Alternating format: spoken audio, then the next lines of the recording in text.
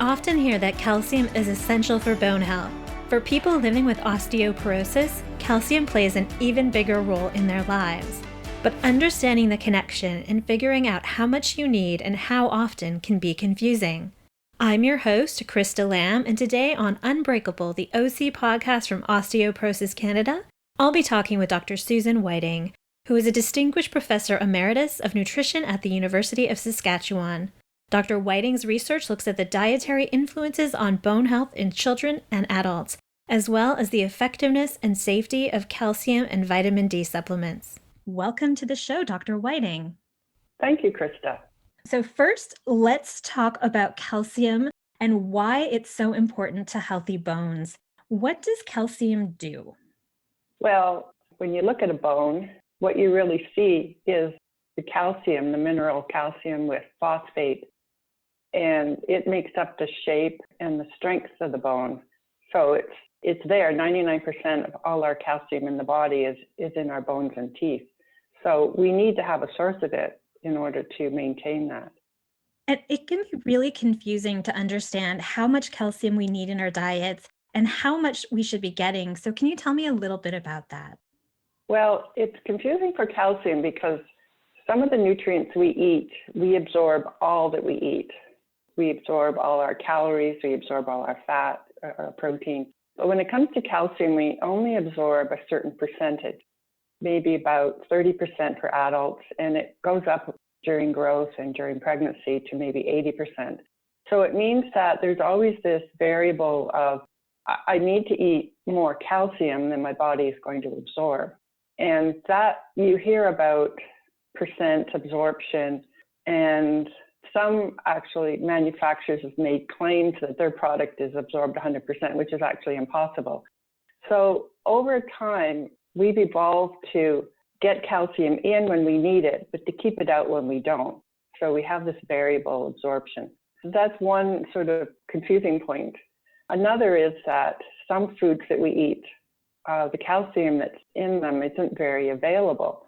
And so you could eat 1,000 milligrams of calcium from spinach and get very little, and eat 1,000 calcium from dairy foods or some of the green vegetables and absorb or have most of it available for absorption.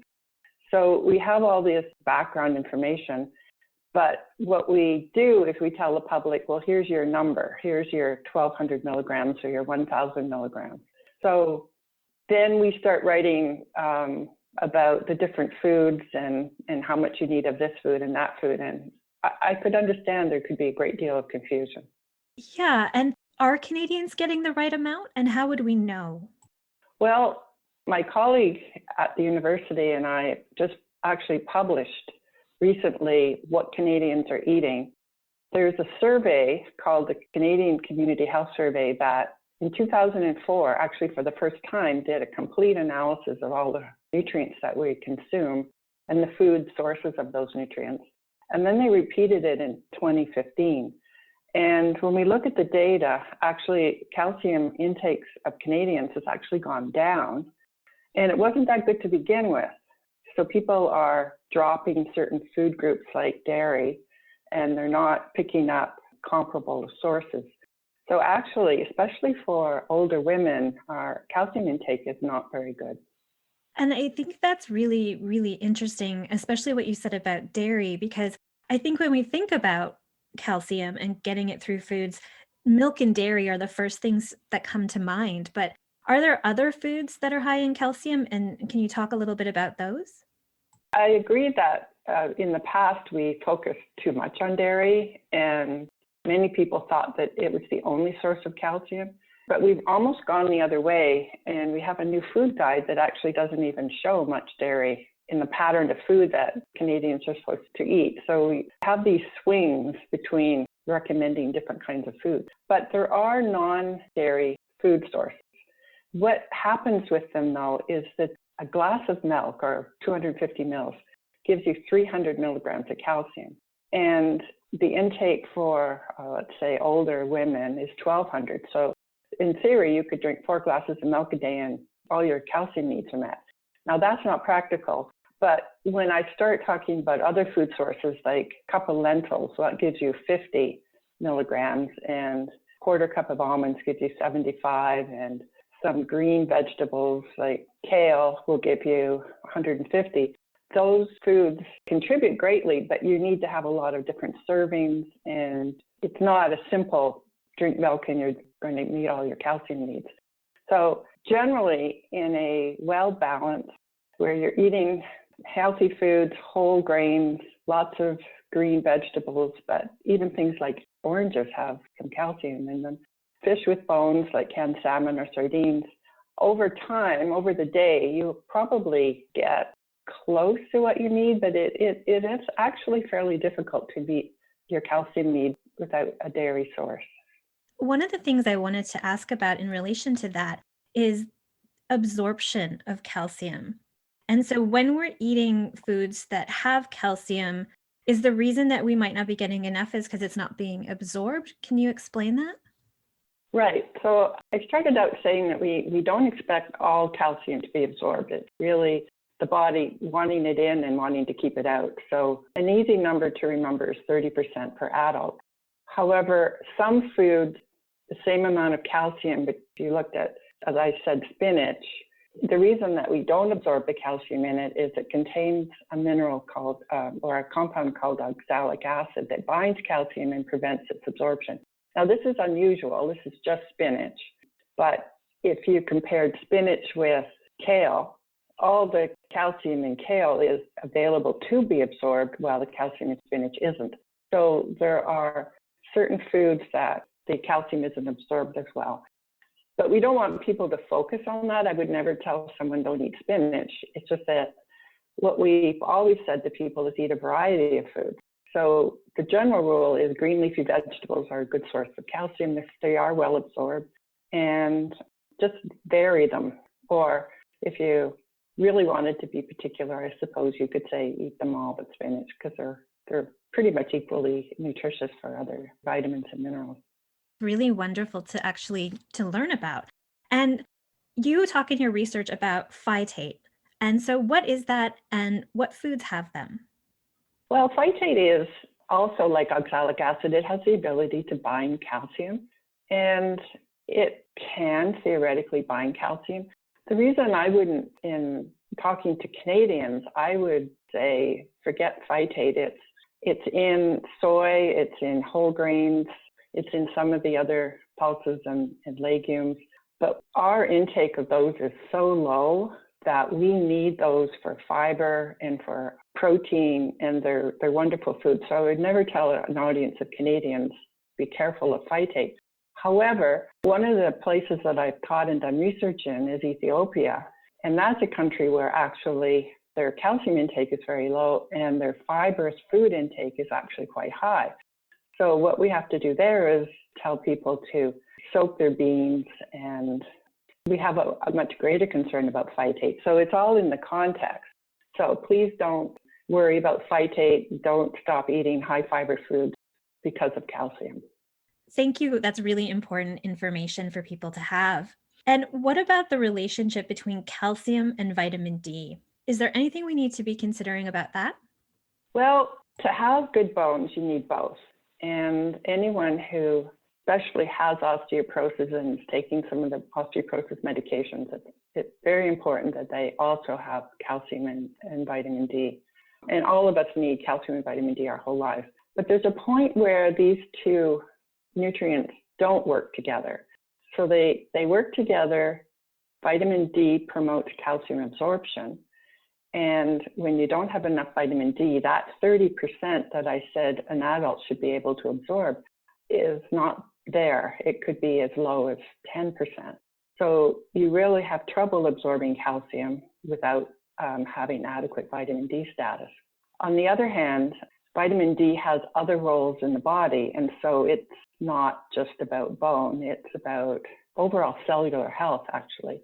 It's involved in the immune system and muscle strength. And so when we initially in the 80s, back in the 80s when all this research on osteoporosis was beginning to happen, there was this feeling that calcium and vitamin D only had these rolled together and there was nothing else. And now we realize that we need to have both, not just because we want to absorb calcium, but the bone is a living tissue, and there's other roles that the vitamin D can play. So we also have this misconception that they're always present together. And that's because, out of necessity, Health Canada fortified milk with vitamin D many decades ago. And that was because milk was a good food for children, and they were very concerned about bone health in children. It was rickets actually were occurring in Canada. And so people kind of had this feeling that wherever there was calcium, there was vitamin D. But if you look at yogurt, for example, there's no vitamin D in many of the brands. And if you look at cheese, there's no vitamin D. So there's a misconception that calcium-containing foods always have vitamin D with them. I can understand there is some degree of confusion that people might have. So they work together, but they also have separate roles in other parts of the body. And one of the things you said that I found really interesting was about how things have changed so much since the 1980s when this research was first being done. And can you tell me a little bit about some of the misconceptions and things that we know now that we might not have known about the role of calcium in our food? Well, it's interesting you should ask me that, because I started my research around that time. And so I saw the development of what people were thinking and how it has changed. And in the beginning, there was a focus primarily on calcium. And people, including myself, unfortunately, thought, well, vitamin D is just up there in the sky. We make it in our skin. And there really wasn't a clear recommendation for a dietary source of vitamin D.